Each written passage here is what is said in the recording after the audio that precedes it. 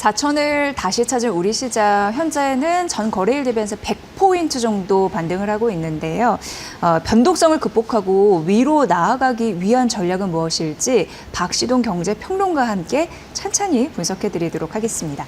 어서 오세요. 네, 안녕하세요. 네, 정말 좀 아찔한 것 같습니다. 네. 많이 내려왔다가 막 100포인트 반등하다가. 근데 어찌됐건 AI 버블, 이거에 대해서 약간 좀 나아진 듯한 느낌도 들고, 근데 네. 또 조정의 빌미로 또 강력하게 또 폭풍옥처럼 다가오기도 하고, 그래서 이거 어떻게 봐야 될지 모르겠는데 평론가님은 어떻게 생각하세요? AI 버블 논란의 핵심은 기존에 투자됐던 어마어마한 투자 규모와 네. 현재 벌어들이거나 조만간에 벌어들일 것으로 예상되는 수익성, 이거와의 불균형이 논쟁의 핵심이 아닐까 네, 생각을 합니다. 맞습니다.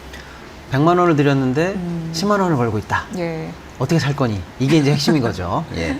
그러면 이제 두 쟁점에 관해서 그러면 과연 투자는 과한가 또는 수익은 정말 적은가, 이걸 이제 세부적으로 좀 볼 필요가 있다라고 좀 보는데요. 네. 기존에 투자됐던 경우들을 잠깐 보면은 최근에 예를 들어서 이제 MS, 구글, 메타 같은 8대 빅테크 기업들의 설비 투자 증가세를 보면은 2024년부터 2025년까지 무려 65%가 증가를 했어요. 네. 또 이제 다시 범위를 줄여서 메타, 오픈AI 이런 회사의 AI 인프라 투자를 보면 역시 또 어마어마하게 늘었는데 추가로 메타 같은 경우에는 아니야, 이거 멈추지 않을 거야. 앞으로 3년간 6천억 달러. 그러니까요. 우리 돈으로 한 800조예요. 예. 어마어마한 돈을 네, 더 투자하겠다. 네, 이런 네. 발표를 하고 있어요.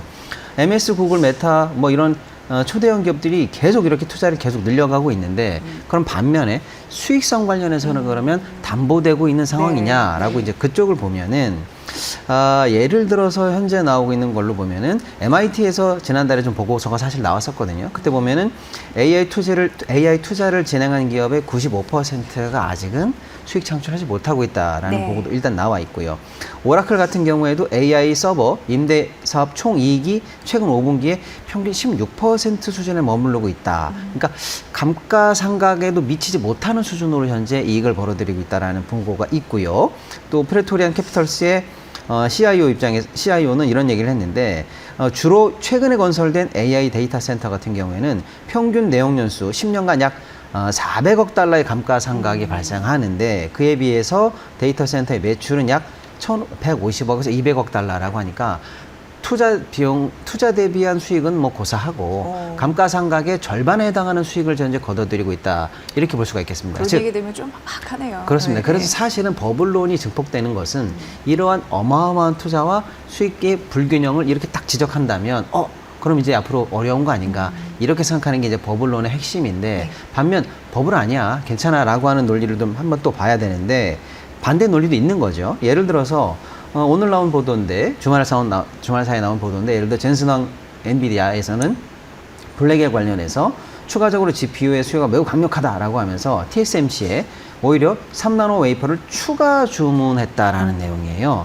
지금이 오히려 정점이 아니라 더 주문해도 된다라는 강력한 시그널을 시장에 보냈다. 그렇죠. 이렇게 해석이 되는 거죠. 이런 여러 가지 데이터는 많습니다. 구글이나 아마존 같은 경우에는 오히려 빅테크 기업임에도 불구하고 3분기 실적에서 AI 투자 성과가 확실하게 입증됐다라는 데이터를 시장에 보여내고 있어요. 그러니까 사실은 버블을 걱정하는 쪽에서 방금 제가 말씀드린 투자와 수익의 불균형을 얘기합니다만은 아니야, 더 투자해도 좋다라는 강한 시그널을 갖고 있는 빅테크 기업들의 여러 가지 행보도 동시에 보여주고 있습니다. 이런 상황에서 어떻게 봐야 될까가 이제 문제인데요. 여전히 버블은 기우다라는 저는 이제 입장을 좀 갖고 있습니다. 왜냐하면 어마어마한 설비 투자가 이어지고 있는데 현재는 이 설비 투자가 수익으로 이어지는 설비 투자가 아니라는 걸 우리 모두가 알고 있어요. 그런데 왜 굳이 수익 얘기를 하느냐? 그건 잘못된 논점을 잘못된 데이터에 적용하는 논리다라는 겁니다. 지금 AI가 와서 이제는 어떤 그 패러다임의 시작, 혁명의 여명기에 불과하다라는 거죠. 그리고 지금 투자를 멈추면 그냥 그 순간 끝입니다. 추가적으로 계속 투자가 되고 더 많은 데이터를 확보하고 더 좋은 서비스를 만들어내서 소위 말하는 이제 그 어떤 변곡점을 계속 넘어가면서 시장의 패권을 장악하면 이제 이 시장을 영원히 잡는 소위 말하는 이제 영원한 승자가 되는 건데 여기서 중간에 당장의 투자가 부담스럽다든지 수익을 향해서 약간 소위 말하면 이제 노선을 바꾼다라든지 하면은 그 순간 아예 도태입니다. 사멸이죠. 기업 입장에서는. 그렇습니다. 예. 지금까지 들어간 것은 고사하고 예. 이제 뭐 존재가 이제 뭐 거의 소멸될 정도의 상황이기 때문에 지금은 수익을 향한 투자라기보다는 존재 그 자체를 향한 투자, AI 시대를 열어가는 왕좌를 결정하는 쟁탈전 중이다 이렇게 봐야 되겠습니다. 네. 따라서 아직은 수익을 논할 단계가 아니고요. 이 치열한 경쟁 끝에 살아남는 몇몇 소수의 글로벌리한 왕좌를 네. 차지한 기업들이 오히려 이제 그동안 들어갔던 수익의 어마어마한 몇 배에 해당하는 보상을 받을 그런 자리를 차지할 기업들이 이제 누가 될 것이냐가 이제 궁금해지는 상황이지 네. 섹터 전체, AI 문명 전체를 우리가 버블로 볼 상황은 아니지 않느냐 이런 상황이라고 저는 보고 있습니다. 네. 그러니까 대입을 잘해서 네. 논리적으로 연결해야지 그냥 갖다 붙이면 정말 같이 뭐 저희 가자는 건가 이렇게 느껴지는 그런 대목이라서 네. 말씀을 잘 해주신 것 같고 어쨌든 AI 버블을 기우다 그렇죠. 이렇게 정리를 해주셨습니다. 그리고 이제 버블이라고 우리가 정의할 때 뭐 경제학 교과서라든지 과거에 뭐 닷컴 버블 붕괴라든지 이런 서프라임 사태라든지 이럴 때 보면 몇 가지 이제 주요한 특징이 나오는데 그 특징이 지금 100%딱 맞지는 않아요. 네. 뭐 그 중에 몇 개 맞는 것도 있겠습니다만은 그러니까 이제 버블론의 근거가 100% 충족하는 건 아니다라고 좀 다만 이 경계심은 가져야 되겠습니다만은 그 정도라고 봐주시면 좋을 것 같고 버블은 사실은 뭐 눈 깜짝할 사이에 벼락같이 오기도 합니다만은 사실은 버블로 말할 수 있는 초기 진입 단계냐 아니냐는 우리가 확인할 수 있는데요. 예. 아까 말씀드린 논리, 투자 대비 수익이 안 난다든지 너무 과도한 투자가 이어지고 있다라든지 뭐 예를 들어서 뭐 엔비디아도 오픈 AI에 본인이 대출을 해주고 다시 매출을 잡아내는 이런 순환 대출을 한다라든지 네, 네. 뭐 안 좋은 시그널이 몇 개 있죠. 오픈 AI도 갑자기 정부에 SOS를 뭐 세제 혜택을 맞아요. 요구했다라든지 예. 그런 게 조금 좋지 않은 소스로 활용될 수는 있습니다만 진정한 버블이거나 버블이 터지려면은요 시장의 긴축이라든지 어마어마한 이 자산 폭등이라든지 이런 것들을 우리가 눈으로 확인할 수 있거든요. 그러니까 아직은 버블을 정의하기엔 어렵고 100번 양보해도 버블의 초입 정도로 봐야 된다. 그러면 아직 시장의 이 현재의 화랑을 더 이어갈 정도의 시간은 충분히 남아있다. 그래서 버블을 걱정할 상황은 아니다. 이렇게 좀 말씀드리고 싶네요. 예. 그걸 한번 통틀어서 한번 쭉 정리를 듣고 싶었는데 네. 오늘 잘 해주셨습니다. 어쨌든 오늘 시장 그리고 이번 주 증시 반등의 굉장히 중요한 요소는 AI 거품인가 아닌가 네. 그리고 이제 두 번째는 달러 원 환율 그렇습니다. 이거 어떻게 바라봐야 될 것인가 이 부분인데 환율 1,500원 갈까요? 뭐 1,460원 뚫렸던 게 이제 지난주. 근데 오늘 같은 경우에 약간 좀 내려와 있긴 합니다만 환율에 대한 부담감. 네. 근데 이제 환율과 외국인의 상관관계가 예전만큼은 아니다라는 이슈도 있고요. 분석도 있고요. 환율은 어떻게 보세요? 환율 문제는 저는 조금 중하게 좀 보고 싶습니다. 뭐 반도체도 좋고 방금 네. 말씀드린 AI도 아직은 거품이 아니다 이렇게 좋은 얘기를 드리는데 다만 이런 모든 화랑에 대한 어떤 징표 대신에 걱정을 해야 되는 징표들이 있는데 네. 제가 볼 때 그 중에 가장 의미 있게 조금 신중하게 봐야 되는 건 환율입니다. 환율이에요. 환율을 좀 걱정을 해야 될 것 네, 같다는 네, 생각을 하고 네. 있어요.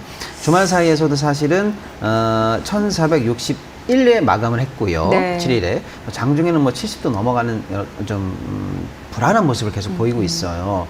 이러다 보니까 사실상 1,500원 돌파도 가시권에 들어온 거 아니냐. 그럼 결국에는 현재 심리적 저항선이 1,480까지 밀린 상황인데 예. 그럼 1,500이 넘어가면 다시 1,530 뭐 이런 식으로 올라가다 보면 사실상 통제 불가능한 영역까지 가는 거 아니냐라는 그러니까. 걱정이 많은 상황인데 네. 최근 환율의 불안감을 일단 그러면 요소를 좀 봐야 될 것 같아요. 왜 환율이 불안해지는가? 일단은 대외적 대내적 요인으로 봐야 되는데요. 대외적인 요인은 일단은 미국의 셧다운 이런 거 생각해야 됩니다. 그래서 불안한 어떤 세계 정세 같은 게 계속 이어지고 있고요. 또 하나는 유럽에서 이제 주요 선진국들이 자국의 사정이 좋지 않아요. 영국, 프랑스, 독일, 네덜란드 등등등. 이런 나라들이 자국 통화에 대해서 현재 신뢰를 하지 않고요. 자국 국채에 대해서도 현재 수요가 좋지 않습니다. 네. 그러다 보니까 안전자산인 달러에 대한 회귀 흐름이 현재 확실히 존재합니다. 그러다 보니까 달러 인덱스 자체가 미국이 어쨌거나 현재 달러가 그 자체가 유동성이 줄지는 않은 상황이에요. 예. 그런데 달러 인덱스가 왜 계속 100까지 올라가느냐면 그쪽에서 추가적인 글로벌리한 수요가 있기 때문에 달러가 이제 올라가고 있다 이렇게 봐야 될 것 같습니다. 이게 네. 대외적인 상황인데 이거는 사실 우리가 건드릴 수 없는 부분이죠. 그렇죠. 그다음에 대내적인 우리나라의 요소를 본다면 사실 우리가 한 당국이 많이 개입을 하고 있습니다만 현재 기존과는 굉장히 다른 양상이 보여지고 있어요. 외국인들이 우리나라 1월부터 9월까지 들어왔던 투자액이 296억 달러인데 지금 현재 같은 기간 우리나라에서 해외로 특히 이제 증권 관련한 투자만 뽑아봐도 998억 달러예요. 3배, 4배 이상. 예, 그러니까 예. 2대 8의 비율입니다. 그러니까 기존과는 전혀 다른 양상으로 외화 순 유출이 계속 일어나고 있어요. 이게 글로벌리하게 사실상 강달러 흐름 속에서 원화를 특히 약세로 만드는 효과를 내고 있거든요. 사실상 현재 환율의 이 뭐랄까요 고점이 계속 올라가고 있는 것은 어떻게 보면 그래서 대내적인 비중이 더 높다. 특히 개미 투자자들인데 이런 쪽에서 순유출을 가속하고 있는 게 상당히 지금 입맛을 씁쓸하게 하는 그런 상황이다 이렇게 좀 봐야 될 것 같아요. 특히 이제 글로벌리하게 봐도 달러 대비 주요 통화의 약세 상황을 보면 우리나라가 마이너스 1.95라고 해서 거의 사실상 달러랑 교역하고 있는 주요 통화 중에서 가장 많은 약세를 보이고 있고요. 옆에 있는 중국에 비해서도 거의 뭐 한 제가 볼 때는 뭐 한 5배 이상 약세를 현재 보이고 있다 이렇게 보여야 될 것 같아요. 맞습니다. 그것은 사실 국내에 특화된 요인이라고 봐야 될 것 같은데요. 뭐냐면 결국 아직도 우리나라 자본시장에 대해서 우리 투자자분들이 조금 덜 신뢰하고 상대적으로 미장이라든지 대체 자산에 관해서 여전히 선호하고 있다 이렇게 봐야 될 것 같고요. 우리나라 글로벌리하게 수출하고 있는 우리나라 기업들도 현지에서 수출된 성과를 국내로 유입하기보다는 불안한 환율 상황 때문에 거기에 홀딩해서 남겨놓는 현재 패턴을 보이고 있어요. 그리고 뭐 한미 협상이라든지 이런 것들은 그나마 잘 됐습니다만 그런 여파 때문에 아직 환을 전반적으로 이제 교체하지 않고 국내에서도 대기하는 큰 손들의 수요가 있거든요. 예. 이게 현재 대내적인 사유가 복합되면서 환율이 고점을 가고 있다 이렇게 봐야 될 것 같습니다. 문제는 대외적인 부분이나 대내적인 부분이 단기간에 해소되기는 못한다. 어려울 수 있어서 1450을 내외로 단기간 밴드를 잡아야 될 것 같다. 이건 굉장히 지금 현재 자본시장이나 우리한테도 좋지 않다 이렇게 좀 봐야 될 것 같습니다. 네. 문제는 이런 어떤 안 좋은 상황에 대해서 과거에는 환율 당국의 대응력으로 충분히 커버할 수 있는데 문제의 원인이 이렇다 보니까 이제는 우리나라 환당국의 대응력도 조금은 과거와 달라져야 된다는 의구심까지 내포이면서 조금 불안 심리를 보이고 있어서 예의 환율 문제는 예의주시해야 될 것 같습니다. 네, 그에 따른 외국인 매도 네. 우려는 어떻게 보세요? 외국인들 매도는 제가 볼 때는 미국발 원인이 큽니다. 셧다운이 계속되고 있고요. 미국에서 사실 셧다운 때문에 자금 흐름이 원활치가 않고 12월에 금리 인하 전망이 후퇴하면서 현재 약간의 자금 관련해서 경세까지는 아닙니다만 조금의 뭐랄까요 좀 빡빡한 느낌이 들어요. 그렇기 때문에 적당히 이 유동성을 확보하거나 하기 위해서 가장 좋은 시장은 뭐냐? 현재 미국 입장에서 대외에 투자했던 시장 중에서 가장 많이 올랐던 시장, 세계 1위의 수익률을 보였던 시장이 우리나라입니다. 네. 여기서 먼저 돈을 뺐다 저는 그렇게 보고요. 예. 차익 실현이죠. 단기 차익 실현이고 미국으로의 이제 어떤 수급에 대한 대응 효과다 이렇게 볼 수 있습니다. 근데 다만 좀 안심할 수 있었던 것은 오늘 그나마 조금 셧다운 관련해서 합의됐다라는 예. 속보가 들어오면서 미국 정부가 이제 돈을 풀기 시작하면 어느 정도는 조금 이런 압박이 조금 누그러들 수도 있고요. 단기간에 약간 차익 실현했던 외국인 입장에서도 이제 어느 정도 차익 실현했으니까 숨 고르기 이후에 다시 한번 돌아올 수 있는 그런 모멘텀은 충분히 가능하다. 이런 측면에서 매도세 아직은 조금 크게 걱정할 때는 아니다. 희망적으로 좀 보고 싶다. 이런 말씀을 드리고 싶네요. 간단하게 저가 매수 어떻게 보세요? 어려운 질문을 드려서 죄송합니다. 네.